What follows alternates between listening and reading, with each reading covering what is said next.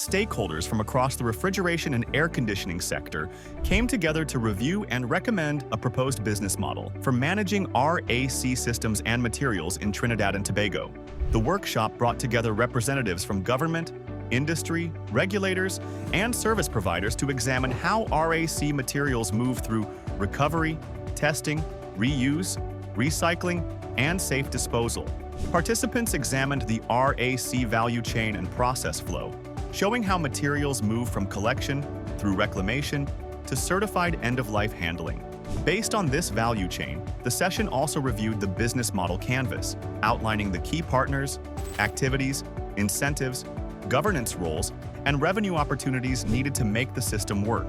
Discussions confirmed that a structured approach to RAC waste management is both practical and financially realistic, while remaining consistent with how technicians and businesses operate.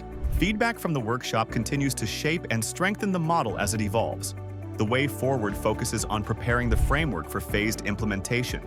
Together, these efforts lay the foundation for a nationally coordinated RAC system, one that supports environmental protection, industry participation, and responsible practices for the future.